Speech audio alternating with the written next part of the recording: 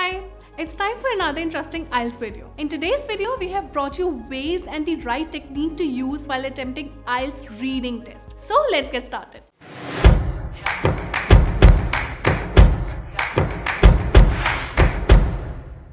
As in the previous video on IELTS listening, we learned that different questions type need different techniques to help answer them. The same applies to IELTS reading. And today, we are going to focus on reading for specific information, which is also known as scanning.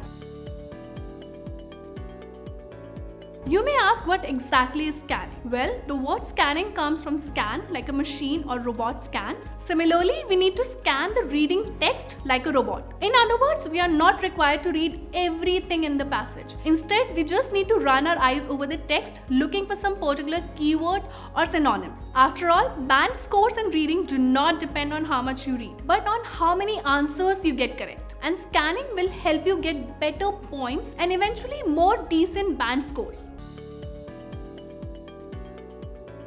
Now, why do we need to scan?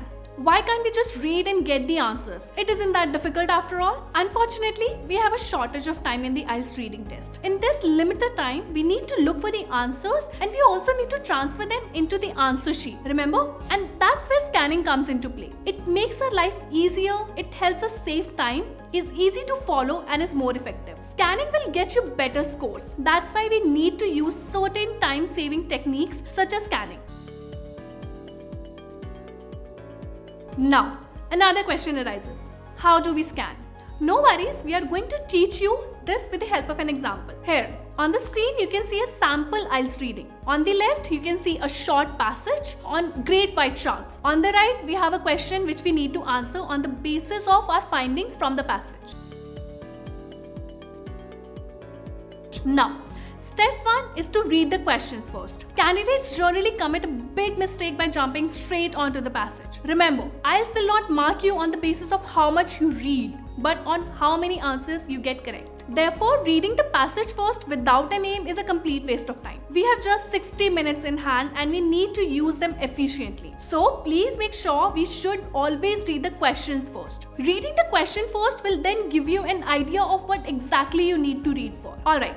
Before we read the question, let's understand the various parts of the reading questions which are generally present. On the top, we can see the objective. That's what we need to do. For this question, we need to complete the sentences given below. Below that, we have the instructions. This part is very important as test takers sadly quite often fail to obey them. Here, for instance, the question wants us to write only one word to complete the sentences. In other words, anything above one word would be wrong. Even if those 2 or 3 words which you wrote had the right answer, it would still be marked wrong. So please be mindful about the word count, which will always be there in case of such gap-filling questions. And finally, we can see the question statement. This is what we need to answer on the basis of what we understand from the passage.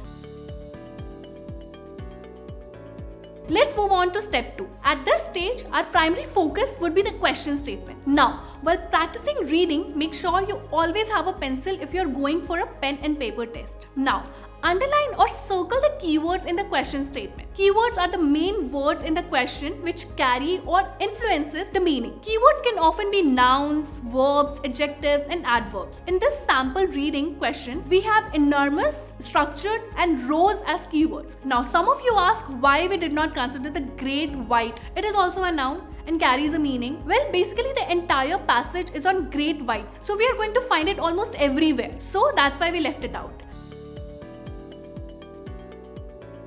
Step 3. Since we have a name now for reading, we have the keywords. Now we try to look for them in the passage. Now here's the catch. Cambridge isn't going to make the search operation that easy for you. So it's highly likely that most of the time we would need to look for synonyms or similar words for the keywords in the passage. So we need to keep an eye open for them as well. For example, we can have the word big, giant, or huge in the passage for the keyword enormous. Also, since we need to do the scanning to save time, make sure you do not read everything. Just run your eyes over and try to look for similar words in the passage. You can pause the video here if you want to scan for yourself. Okay, now we have found words which mean the same as our keywords. They have been highlighted in green in the passage. So we have massive for enormous, positioned for structured, and rose for rose. I hope you were also able to spot these synonyms. If yes, then great job done. We have successfully identified the locations of these keywords.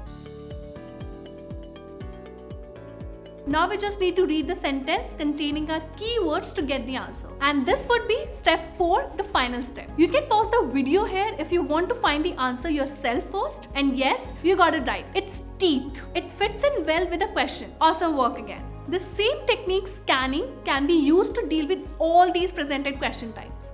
Here are a few tips for you. Always read the questions first. Never forget the word count, if any. Scan your text. Don't dig in. Don't mark or underline too many keywords, as you will not be able to remember them all and you will get confused. Work on your vocabulary if you feel you should. That's all for today. Hope you found the video helpful. Thanks for watching.